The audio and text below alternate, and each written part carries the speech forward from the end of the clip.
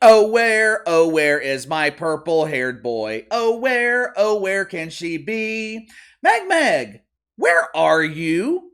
Has anyone seen or heard from Megan Rapinoe lately? Where is my favorite pretend soccer player? Where is my favorite activist? Is Megan Rapinoe in hiding? Prepubescent boys across America who have aspirations of becoming the next Dylan Mulvaney, they are crying out for their fearless leader. I checked her Instagram account, no activity since December. Kinda made sense because Meggie is still displaying the wrong pronouns on her profile. The profile of her Instagram account features a lovely rainbow flag, along with the announcement that Meg prefers she/her pronouns. Okay. I head on over to Twitter. Maybe there was some prepubescent activity on the free speech platform. Only 3 tweets in the last 4 weeks. This silence is very concerning. It's very unusual. Over the last couple of years, Megan Rapinoe was loud and proud, almost every week. I double checked my woke calendar this morning. I wanted to make sure this was the second day of woke Christmas. Last year at this time, I seem to remember Maggie pushing for the involvement of men and women's sports. Interviews with Time magazine, her activism was picked up by the mainstream media. Hell, just a couple of months ago, the Megster and her wife, the Sue Bird, they took a break from creating eggs to sign a petition opposing the ban of trans and female sports. That was April. This is June. Now, I know it's only the second day of woke Christmas, but I was expecting more from Megan Rapinoe. I was expecting to see Meg in the streets leading the percussion section of the Butt Bongo Band. I was expecting these angry speeches advocating for the rights of Athena Ryan. But perhaps my expectations were a bit too high. I'm sure Megan Rapinoe is just busy. KC, that's right. It is the middle of the NWSL season. She is busy participating in pretend soccer games in front of dozens of cardboard cutouts that appear to the naked eye to be real people. You're right. That must be it. I checked her usage though. The Seattle Shitfucks, they have played in 9 games. The Purple Passion only started in 5 of them. So Megan Rapinoe can't be that busy. Perhaps there's another reason Meggie is silent. Maybe something happened recently that makes it difficult for the Shitfucks to advocate for the participation of men in women's sports. Are you guys familiar with the basketball tournament? Tournament's been around for about 10 years. I think it's held during the summer. Style is similar to March Madness. Rosters are made up of former NBA players, former college players. There's even been one instance of a WNBA dump diver making the team. I believe, though, she was there for comedic reasons. They wanted to entertain the crowd during halftime by selecting a random 9-year-old boy in the crowd and have him dominantly beat her in a game of one-on-one. My inside sources tell me this little boy was a good sport. After beating her 11-0, he tried to set her up for an alley-oop just so she could have 1 point on the scoreboard. That poor dump diver, though. She caught the pass, but managed to airball the dunk. Anyway, due to the success of the basketball tournament, the founders of the organization, they set up the soccer tournament. The tournament consists of 32 teams featuring players from around the world. Former professionals from Wrexham, West Ham, Leeds, they are all participating in the tournament. And when I say professionals, I'm talking about real professionals, actual soccer players.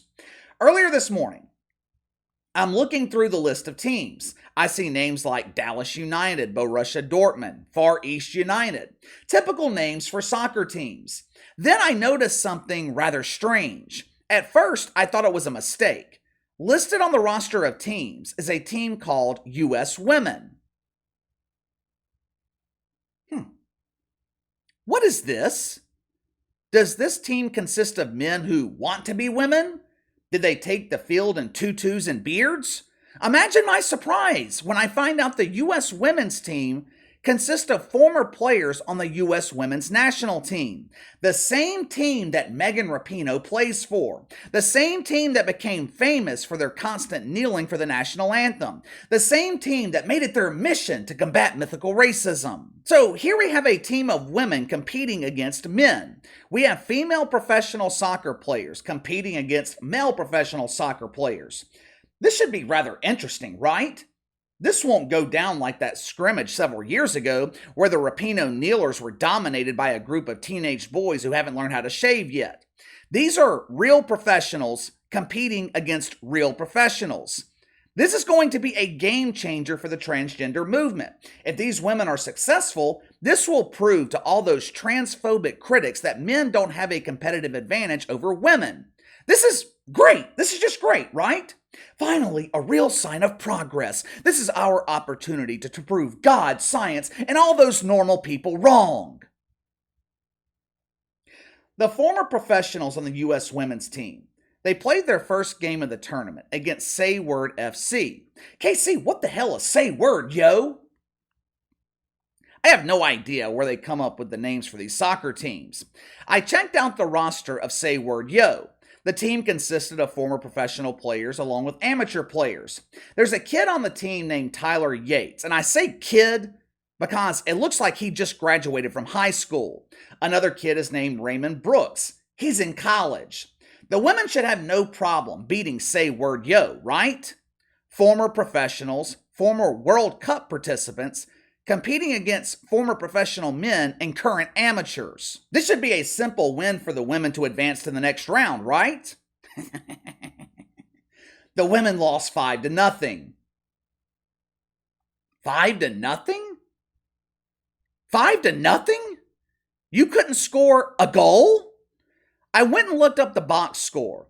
The soccer tournament, it's a bit different than regular normal soccer. Instead of 90-minute games, the game is 40 minutes long.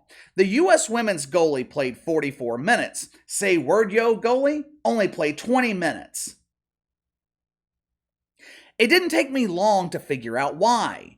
They didn't need him. In 40 minutes of play, the U.S. women only managed 4 shots on goal. Say Word had 18 with 5 goals. But this was just a one-off, right? This was simply a bad game. These women, they hadn't played soccer in a while. They were competing against young men who were active players. The women just needed one game to regain their rhythm, sharpen those skills. I am sure by the second game of the tournament, they would look like the former world-class athletes that they are. Their second game was against Wrexham. Uh-oh. Wrexham? That roster is stacked. You have some current players who are competing professionally. You also have a lot of former players, but that's okay. That's okay. Some of these former professionals with Wrexham, they're in their mid-40s. Lee Trundle is 46 years old. Andrew Morrell, 48 years old. George Boyd, 37 years old. This should be no problem for the women. Wrexham is fielding a team of geezers. Their second game in the tournament was last night, and when I say it was brutal, it was brutal. The U.S. women's team lost 12-0, meaning in 80 minutes of game action against men, with 20 of those minutes where their opponent appeared to be playing without a goalie. 80 minutes of game action, the women scored 0 goals. Wrexham had more goals in one game than the women had shots on goal in 2 games. 46-year-old Lee Trundle had 4 goals by himself. For some reason, there was an overtime period in this game.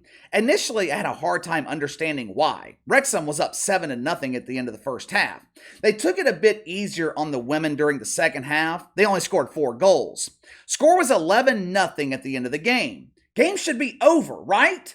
Hell, they should have mercy ruled them at halftime. But for some reason, they played an overtime period. My inside sources tell me, tournament officials, they were trying to give the women one last chance to score a goal. Pull all of the Wrexham players off the field except for one. Have one man compete against a team full of women. This tournament is all about equity. We must allow the women to score at least 1 goal. Within minutes, Wrexham scored another goal, making the score 12-0. At that point, tournament officials just gave up and put the women out of their misery. Just end this shit already. These women are no match for the men. Of the 32 teams in this tournament, the U.S. women are the only team to fail to score a goal. They are by far the worst team in the tournament. Well, not anymore because they've been eliminated. Look, I am not pointing all of this out to pick on the women. I'm sure the players on the U.S. women's team in this tournament are phenomenal athletes when they're competing against other women. I'm not even saying they don't belong in a tournament like this. If they want to set themselves up for embarrassment and failure, possible injury, be my guest. But the reason I dedicated a video to this topic, it further proves men have a drastic physical advantage over women. I watched some footage of that game last night. I would play it for you here, but they'll hit me with a copyright strike. You can find it online if you're interested. But there was no comparison between the men and the women. These dudes were old. Lee Trundle was out there, head full of gray hair, and they were scoring with ease. At one point, the men made a pass. One pass. Dude kicked the ball up the field. There was not one female in the camera shot. He half kicks the ball, scores a goal easily. Most of these women that played in this tournament, they are former teammates of Megan Rapinoe. Where is the support from the Megster? I mean, this is what she has been advocating for, men competing against women. Yet for some reason, Meg is choosing to remain silent. You give me your thoughts. To the surprise of no one, the U.S. women's team, the worst team in a tournament filled with men. Sound off in the comments below.